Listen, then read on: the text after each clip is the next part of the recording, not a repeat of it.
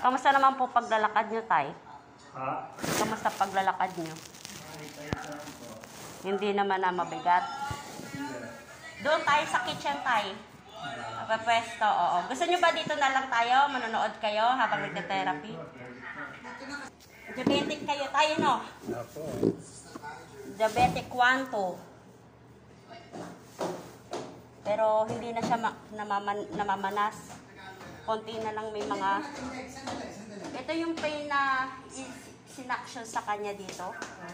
No, yung operasyon. Exercise ka na, kuya. Pero maganda na yung paa mo. Sige, sige. Hindi na siya masyado masagwa.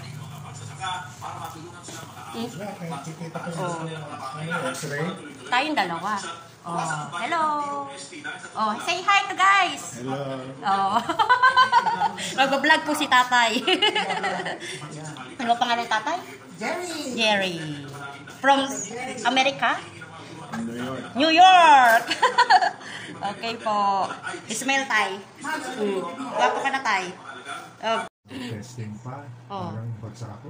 Bakit? Wala akong maisagot. Sasakay kay Patriot. Psychiatrist. Oo, wala akong maisagot. Kaya ako nabablangkong ako. Bakit ganun ang naging pakiramdam nyo? Ang pinaka, sa akin, diagnosis. Sinabihan na sabi niya, hindi na ako tatagal, sinatagal ko daw, 5 years, gano'n. Ilang years na po ba kayo simula nun? Ano na, 2013. Yung na-diagnose kayo? 2013, 10 years na ba't sinabing 5 Ano, years? tapos napunta kami sa isang specialist, sa aking doktor. Oo. Sabi sa amin, sino na ano yan, puti? Sino nag-determine ng gano'n? Oo. Don't believe on them. Oo. Hindi ka dapat ng gano'n. Correct. Bakit naman kasi sinabihan kayo ng gano'n na hindi kayo tatagal? Wala nga akong masagot dun sa test. Blanco. Hindi, yun lang yata ang tama ako. Siguro hindi kayo nag-aral, kaya hindi kayo nakasagot. Hindi, full psych question Yung, talaga tinetest ang utak nyo. Tinetest? Ang dami. Ang daming question. Isang oras, mabuburiyo kayo. Oo. Tapos, pabilisan pa, bilis. May time pressure, may time pa. Ganun pala. Para ako nabibwisit, di ko na sinasagot. Doon sa Amerika, ganyan pala ang ang... Dami. Tapos meron na akong naging psych doctor.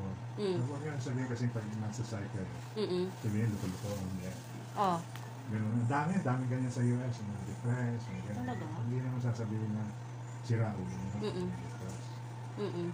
Siyempre. Tapos yung aking psychiatrist pa, Pilipino. Kasi dapat same tapos pagka naman i-refer kayo sa isang psychiatrist.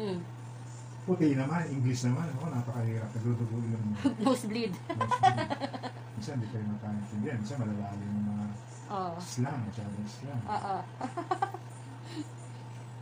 Tapos? Hanggang nakakawala ako sa depression. Napakahirap. May depression pala kayo, No. Ngayon, wala na. Ang problema problema nyo na lang itong diabetic nyo at saka itong Parkinson. Kaya natin paglalakad. Ang dami po kasi mga alignment ng buto sa inyo na katulad dito, itong kamay nyo. Kaya hindi nyo maigalaw ng normal, maayos kasi yung pinakamalaki pong buto na bicep, nakabaliktad po ata to nakabaliktad. Kaya ganun po siya. May control at saka matigas, sobra, hindi siya laging ganyan na sinasabi sa akin ng PT ko. So stick down. Kaya nga tinatanong kita kung saan mo nakuha tong mga to Masama yung isang una ko naging PT.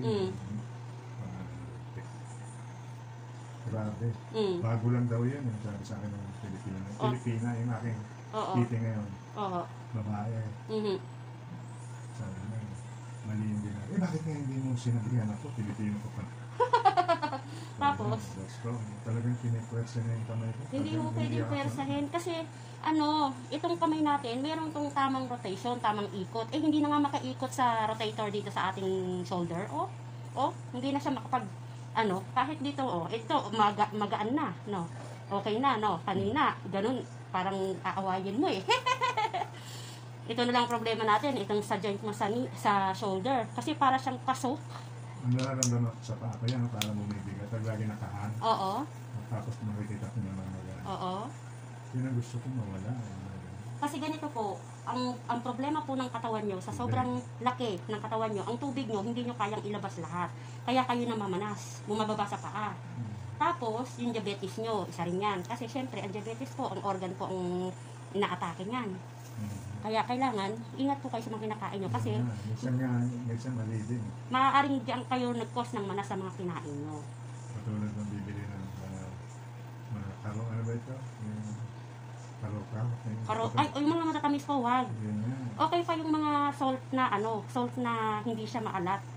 Okay pa yung mga ganon na pwede Sa pong... akin, bawal na mahala dahil meron ng kidney problem. Oo. May kidney problem pala kayo, kaya pala kayo namamanas. Ilang beses ako sa kidney stone. Kidney stone. Naoperahan na rin kayo sa kidney stone. Ilan na, tatlo na yata. Yan ang iingatan niyo po. Yung binarel. Meron yung unang-una, may nakitang stone. Malaki-laki yun. Naka-black. So? Ang protein niya, diamond. Hindi naka-schedule na ako. Naka-schedule na ako. Operahan ako. Bali blasting, babarilin. Hindi nasa ano na ako. Nakahiga na ako. Kaya pala marami kayo. I-inject na yung anesthesia. Aba, di bago ako i-inject siya, ipasok sa OR. In-x-ray muna nila, Ba nawawala yung stone? Oo? Oo, hindi natuloy yun. Nasaan napunta? Nailabas ko. Buti naman. Kaya pala nung bago ako pumunta ng ospital, hinihiyo ko. Sabi ko, nararamdaman ko, parang mahapdi. Pero hindi ko nakita yung stone. Bumagsak ko. Yun pala. Tapos, ginising na ako ng Pilipino. Ang dami Pilipino na eh. Oo. Kami, lalaki. Hindi natuloy yung operation mo, wala yung stone. Buti no? Tapos, pangalawa, naman nakita yung stone. Pangalawa, ayun, natuloy yun.